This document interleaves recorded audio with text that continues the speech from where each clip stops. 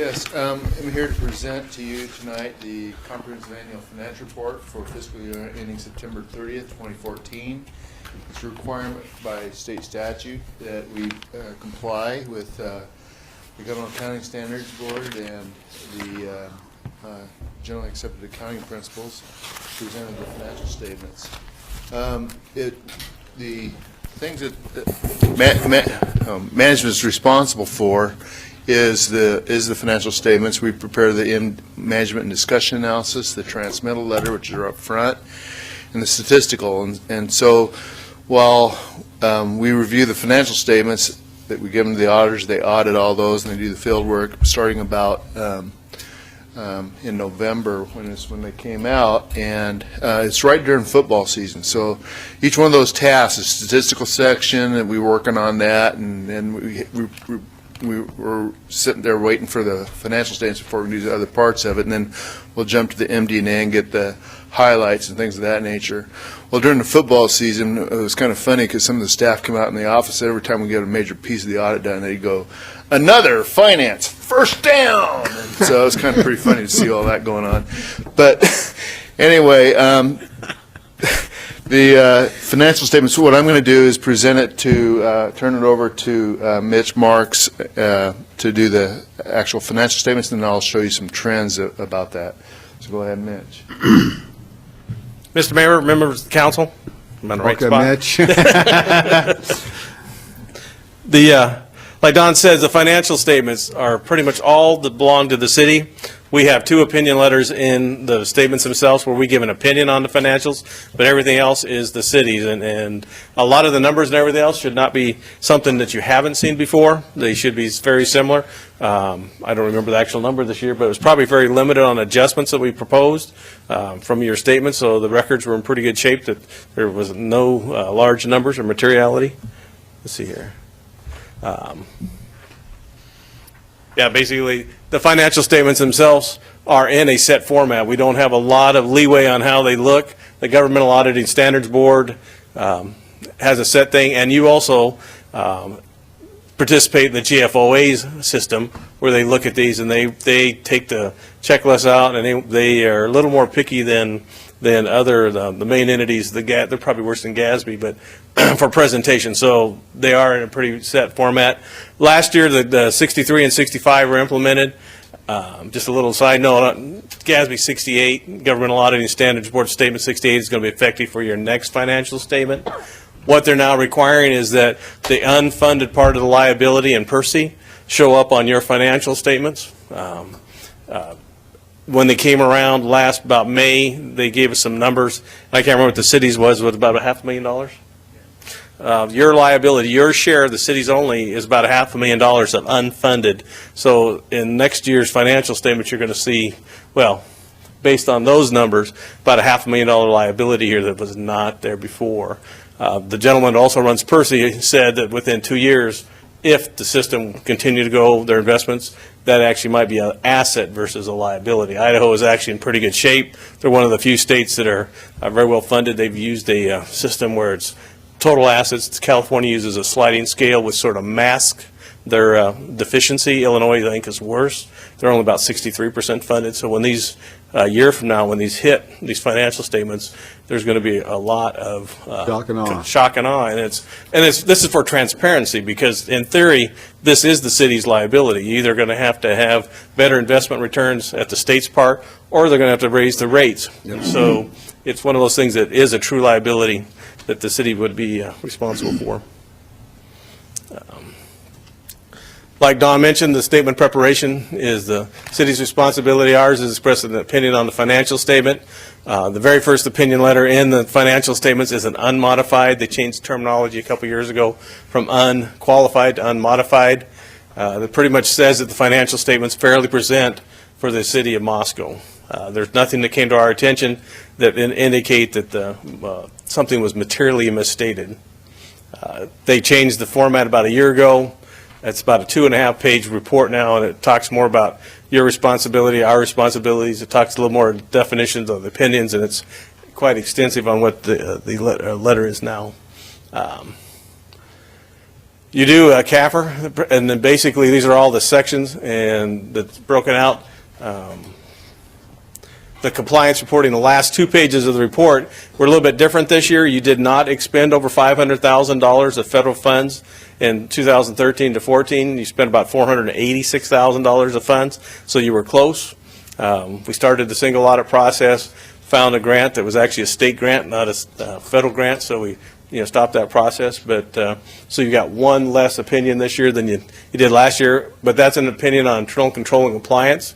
Again, we did not come across anything that we felt that the city was not processing properly that would raise to the level of a significant deficiency or a material misstatement. And that's pretty much that letter on 117 and 118 says. The financial statements themselves are broken into several groups. You got your major funds. These are defined by percentages. Like the general fund is always a major fund, but the rest of these are all defined by how much their assets or liabilities compared to the total city. You had a report tonight on the 1912 Center. Your share, that's considered a non-major fund, and all of your enterprise funds are water, sewer, sanitation are major funds. Pretty much these are just definitions that general funds required. It's a catch-all. A couple years ago, the statements they wanted us to group maybe even Parks and Rec and such in here, but the city's taken a position that we're going to keep those out separate. And so far, you've had at least 1 or 2 GFOA reviews that they have not disagreed with that. But by the original definitions, it was it sounded like they were going to make a change, but not that way.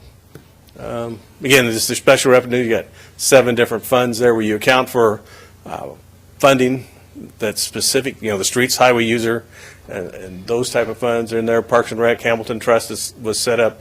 HUD Reserve, that HUD Reserve I think is almost done. Transit Center is a newer one within the last year. And just about, you want to start doing this part? So I'll turn this back over to Don. He'll cover some of the highlights. Okay, what we're trying to accomplish in the next slides is some trends. And so we cover all the governmental funds and the enterprise funds. So this is the general fund, streets and parks. You can see some slight increases within general fund. It's primarily because it supports the other operating funds, and so we try to keep the other operating funds being streets, parks, and all the arts would be included, but it's a non-major fund, which isn't shown here. But the general fund supports all those other funds through transfers. The next slide, we talk about, oops, I go the wrong way.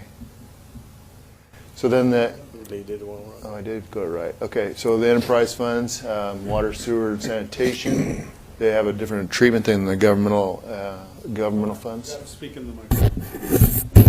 This is weird. Okay. It is what it is, Don. I know. Yeah, so here's the water fund revenues and expenditures. What we're trying to do is we've shown the expenses have been fairly stable. The capital expense piece, we have a capital projects fund.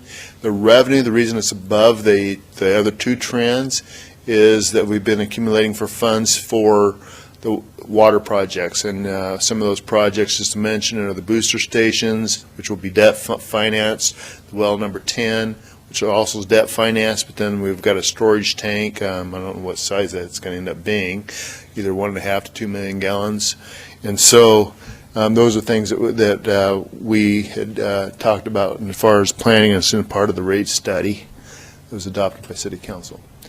Water's net position, and again, you're seeing the green portion being that capital component of that revenue stream that you just saw earlier. Here's the sewer fund, and this is kind of a unique slide because we show a kind of a blimp that we actually showed in a different part of the graph, and that was when we refinanced in 2012 some sewer bonds, and we retired about $6.8 million in debt the following year because they considered it advance refunding. We didn't know where rates were going to go in 2012, but they were at an all-time low, so we took advantage of that. And I think we saved almost $900,000 in interest expenses. So the sewer's net position, 2011, 2012, and 13. The difference between it falling between 12 and 13 is there was the sewer trunk line was built out across the University of Idaho's field, so you would see that accumulation drop. Sanitation fund, we haven't done any projects yet, but that's the reason the red trend line is above. We haven't had it's in the capital projects to expand the center out there, but we have delayed that because of various things. The carts, 1, and 2, trying to determine what our recycling efforts are going to be, whether it's single stream or dual or whatever. And we've more focused that to the single stream recycling, which is being presented this month, I believe. So anyway, and so that's why it's been delayed as far as that expansion project. Net position, showing what that trend is for the last 5 years. We've accumulated enough sanitation funds. There's a little over $3 million in there now for the projects. The financial highlights, this is right out of the management discussion analysis. Government net position decreased to $500,000. The reason for that is we've accomplished several things, but I think probably the largest one is the ball fields, and that's the last bullet there. The others are vehicles and renovations to the library and some restoration work out at the swimming pool. Financial highlights, this is the operating statement for 2014 through 2010. You can see it's gone from 24.6 to 28.67 million for the government-wide statements. The business type activities increased by 2.1 million. And then I highlight the trunk line that we just spoke of, well 3 and 6, and design work for the wastewater treatment plant headworks, which are high from there at 272,000. General fund revenues and over expenditures. Notice that the public safety and general government are the largest sectors in that fund. And then the revenue trend line is slightly above that. What is general government? It's everything that we see in the general fund: legislative, executive, finance, non-departmental, which includes transfers and commissions. Public safety, all the police sectors, including animal control, dispatch, fire, public health, engineering, parking services. And then we show the trends for each of those categories within public safety and general government, which is all located in the general fund from the earlier graph. Shows that police has had somewhat of an incline. We're going to see a change of that in 2015 because we've had several retirements. So we'll be replacing those positions, but it takes time to replace those positions. Culture and recreation, what is it? Well, it's parks and recreation, parks itself, recreation, the swimming pool, youth center, Hamilton Indoor, the 1912, and the art fund, which earlier we were talking about farmers market. Culture and recreation's expenses, the blimp there in 2013 was it was when we refinanced the certificates of participation for the Hamilton Indoor Recreation Center. Street fund. This is kind of a trend. I've shown this graph many times. It's fairly stable. It goes up and down. Mostly, what I'm trying to show here is that the revenues are driven by highway gas tax and the state or the highway district funding that we get from the highway district on property taxes, and those have been very stable over the last 10 years. So we talk about Tyler Palmer had done a presentation last month about our deteriorating streets and stuff and how to finance those. This is a graph that kind of shows why we're having troubles doing that. Revenue is down below, the blue is above that, and the only thing keeping it afloat is the transfers that we support the street fund in. And so that's why we've been able to fund what we can, but it's not a stable environment for the street fund. It's one of the things for the last 15 years that hasn't changed hardly at all. And so that ends my presentation. Any questions? That's a record, Don. I was hoping to win an award for that record. Oh, yeah.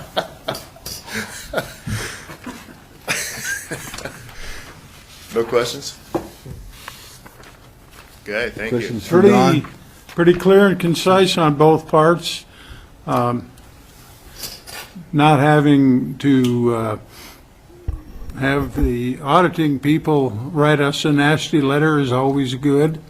And I'm sure you feel the same way. And then the explanation that you gave for the ups and the downs and where we were is Yeah, informative and concise. I think of all the funds, street fund is probably the most restrictive fund to try and finance everything. As I showed in that one graph, it's really difficult. Enterprise funds, you can raise rates. Street fund, you can't. Don, this has nothing really to do with the audit, other than that I had a couple of comments, as you know, on page 111 on number of employees and major employers in our city. And one of them was the city of Moscow had 358 employees, and it was a figure I thought was skewed. You want to Yeah, give a sure. little comment to the guys on that, let them know Sure. what that is? That number seemed real high, but that's actually how many W-2s we had issued for 2014. And the reason for that, we have 144 full-time equivalent employees, but the swimming pool, it's open for the hours that it's open. And so they don't try to open a schedule and say, okay, I want you to work from what hour to whatever hour it is. It's a very variable schedule. And so that's the highest number of paychecks we did was actually 292 paychecks. But because we did that, I had actually talked to Mitch's associate, and we agreed not to change that number because that's how many people we actually had. So we didn't.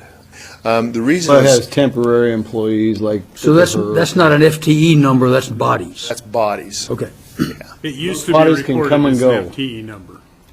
Well, no, the number was lower last year, and the reason was because we used the Department of Labor statistics number, and they seemed awful skewed, so I actually called the top 10 employers, and it was way off from the regional analysts in Lewiston. I don't know why or what the case is, but I ended up calling what I thought would be the top 10 employers based off what the website showed, and actually called 4 or 5 others that weren't, but still listed in the county, and ended up with a different list of 10. So it's funny that if you look at the Moscow co-op, I can't remember the number. Can you repeat that number for me? Yeah, it's 140. Yeah, 140 employees, and what the business manager there told me was that a lot of those are part-time employees. But then you take EMSI, who has 108, and they're paying, $70,000. Which would you rather use as an economic indicator? So it's a hard statistic that table to validate in terms of what I think it's trying to measure is the wealth of your community. Who are your top 10 taxpayers, or who are your top 10 employers in the city of Moscow?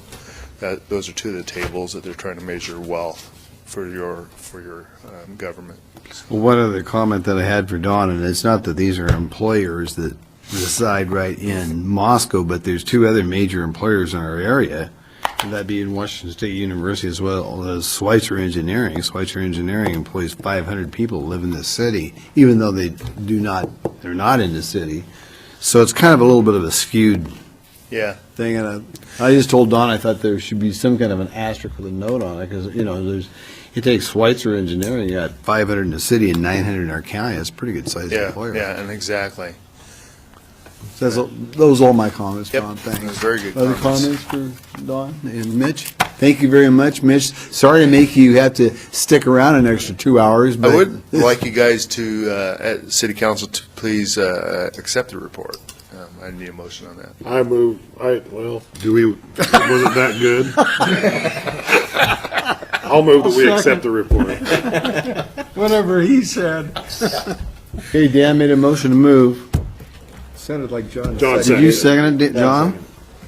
Okay, we have got a motion by Dan and a second by John to approve the report and accept the Audit 2014 Comprehensive Annual Financial Report, CAFR. John, I'll start with you. Aye. Aye. Aye. Aye. Okay, very good. You're done, Don, 6-0, so Hey, you can thank go you. home. Thank you, man.